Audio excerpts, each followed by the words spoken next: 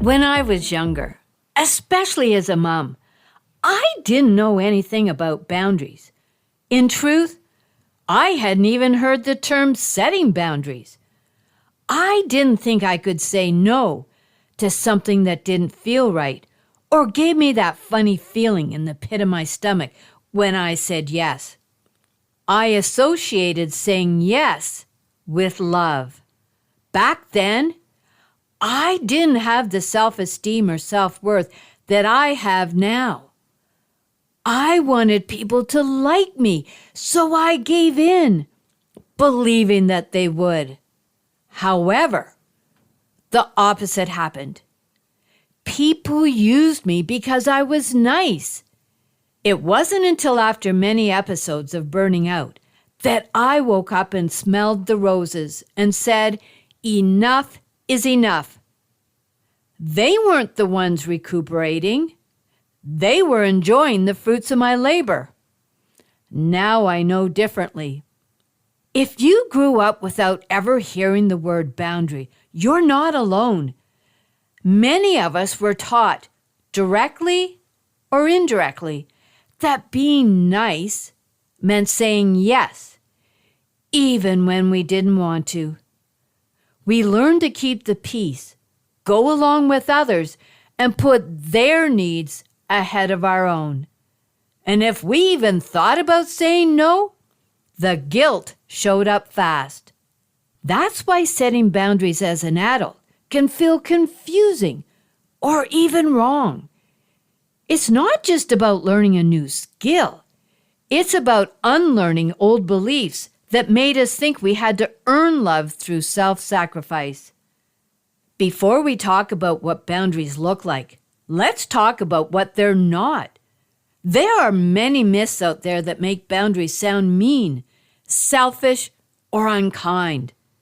Let's clear those up first, because the truth about setting boundaries just might surprise you.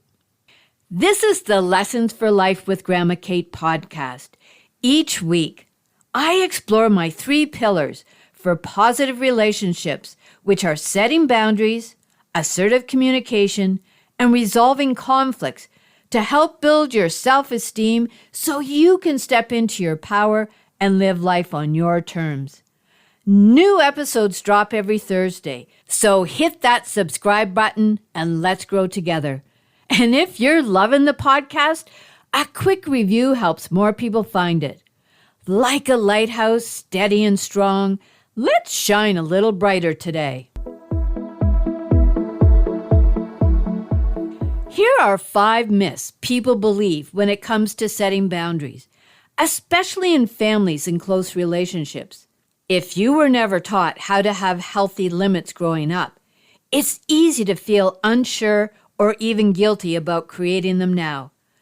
But the truth is, setting boundaries in relationships isn't about pushing people away. It's about building safety, respect, and trust. So let's clear up a few common misunderstandings. Myth number 1. If you set boundaries, you're being selfish. This is one of the most common fears, especially for kind-hearted people. But setting boundaries isn't selfish.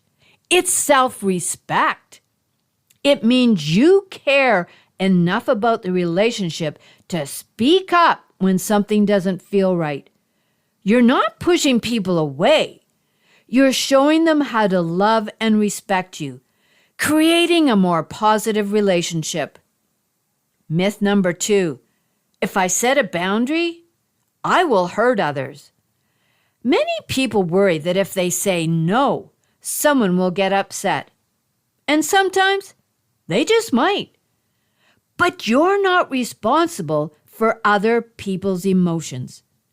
You are accountable for your own. Setting boundaries doesn't hurt someone. It gives them clarity. It helps everyone know what's okay and what's not in your relationship. Myth number 3. Boundaries mean that I'm angry. People often wait until they're fed up to set a boundary So others think setting boundaries only happen when someone is angry. But that's not true. Setting healthy boundaries and positive relationships are best set calmly and with love. They're not about anger. They're about honesty. And myth number 4, boundaries cause feelings of guilt. Guilt often shows up when you start setting boundaries with your family. You might think, who am I to say no? But guilt doesn't mean you're doing something wrong. It means you're doing something new.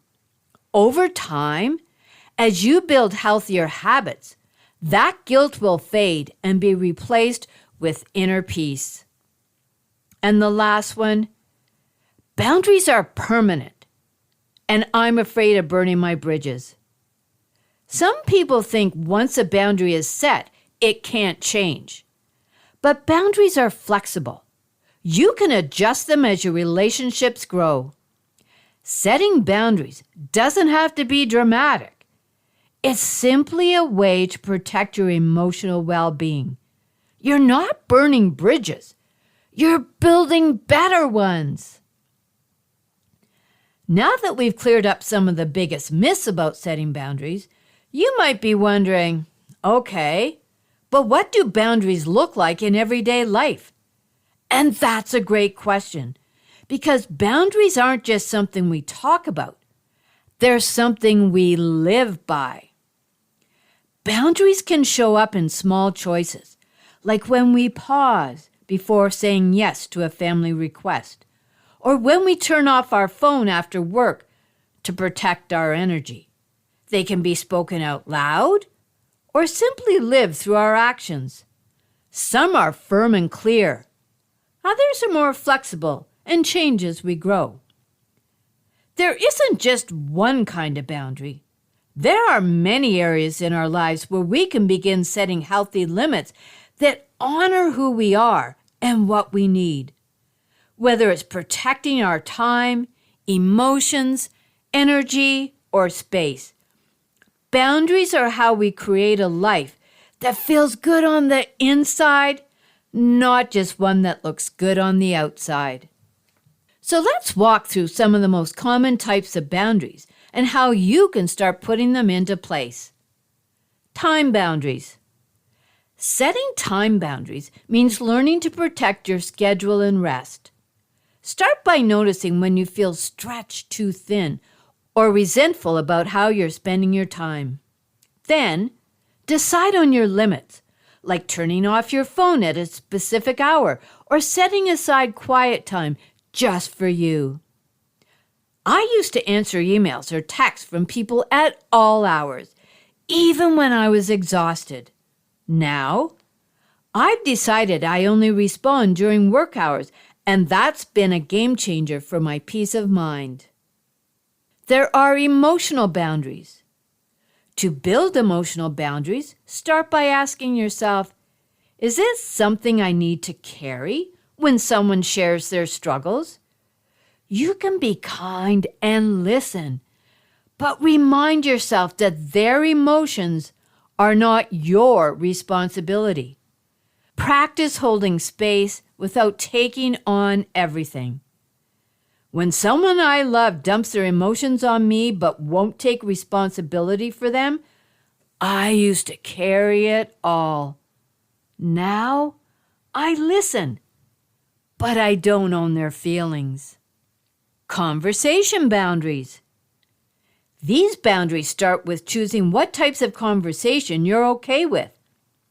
If a topic feels hurtful or makes you uncomfortable, you're allowed to speak up or step away. You don't have to argue, just redirect or remove yourself calmly. I don't engage in gossip anymore, even if it's family. I then either change the subject or excuse myself. Energy boundaries. Start paying attention to how your body and mind feel after being with certain people or doing certain things. If you feel drained, you can choose to rest instead of pushing through. You don't have to justify it.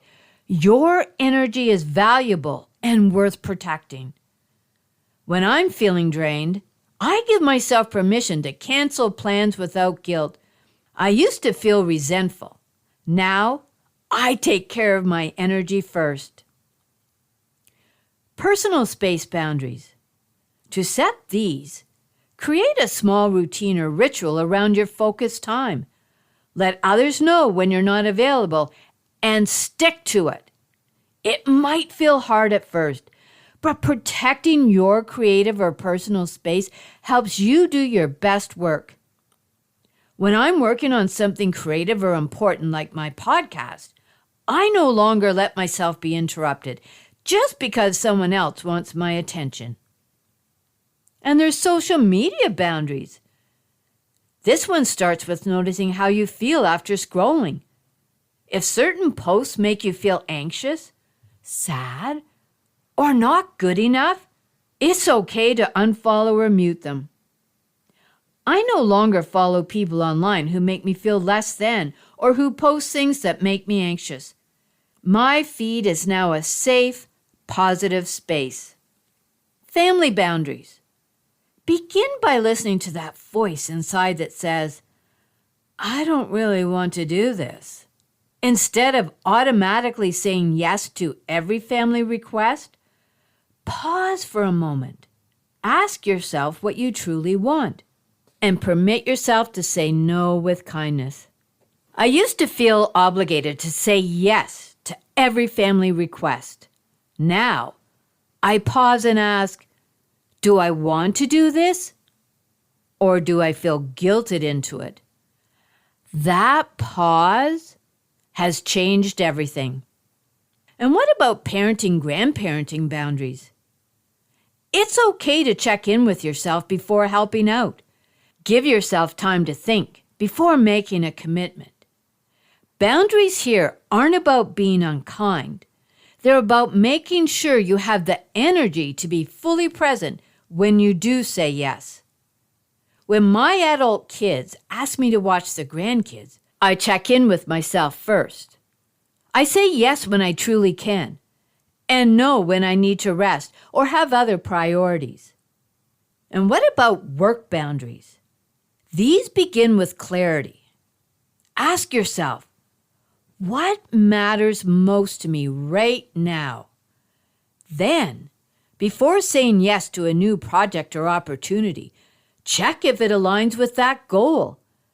You don't have to accept everything just to be nice or stay busy.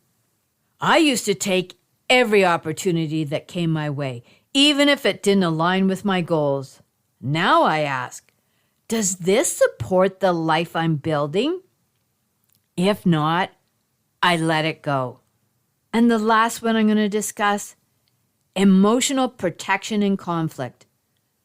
Start by deciding how you want to be spoken to and what you will do if that line is crossed.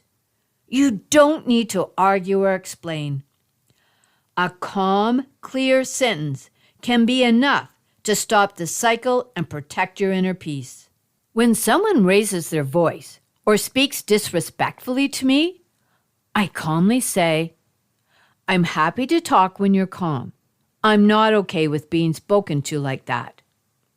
Here's a helpful way to think about boundaries. They're like a lighthouse. A lighthouse doesn't chase after ships, beg them to change direction, or try to control where they go. A lighthouse simply stands tall, shines its light, and let others know where it's safe to sail and where it isn't. In the same way, your boundaries don't force anyone to behave a certain way. They simply send a clear message. This is where I feel safe. This is how I expect to be treated. When we start setting boundaries in relationships, especially with family, we're not shutting people out. We're giving them a roadmap for how to love and respect us. And at the same time, we're teaching our children and grandchildren what healthy love looks like, one respectful boundary at a time. Setting boundaries isn't about shutting people out. It's about letting the right things in. It's about protecting your inner peace, honoring your energy, and building trust in your relationships. Boundaries help us live in alignment with who we are and what we value. And as we've talked about today, there are so many different ways to start small and stay true to ourselves, whether it's saying no to something that drains us or stepping away from conversations that don't feel good. But here's what's most important to remember. Boundaries don't stand alone. They are deeply connected to my other two pillars that shape healthy, respectful relationships: assertive communication and conflict resolution. When we set a boundary, we are often doing all three at once. We notice a conflict. Something doesn't feel right. We communicate assertively, clearly, kindly, and calmly. And we honor our boundary, choosing what is okay and what is not. Every time you set a boundary, you are not just protecting yourself. You're also modeling how to navigate hard things with grace and strength. You're showing your children and grandchildren how to speak up without yelling, how to say no without guilt, and how to stay rooted even when others may not understand. If this feels hard right now, that's okay. You're learning, you're growing, and you're building a life that's not just about being liked, but about being loved in a way that feels safe, mutual, and true. So whether you're setting a new boundary, speaking assertively, or resolving a conflict, remember, you're building positive relationships, one skill at a time. Don't just learn these skills, live them. That's when the magic happens.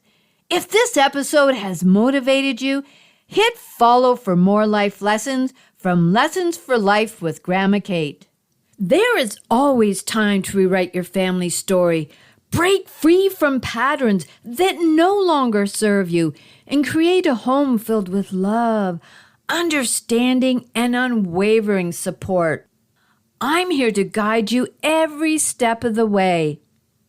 As I conclude this episode, I must state that this podcast is designed solely for educational and entertainment purposes. While I bring my experience as a parent and grandparent, it's essential that you know I am not a licensed therapist. This podcast is not a substitute for professional advice from a physician, professional coach, psychotherapist, or other qualified professional. Got it? Awesome. Until next time, what is one thing you are grateful for?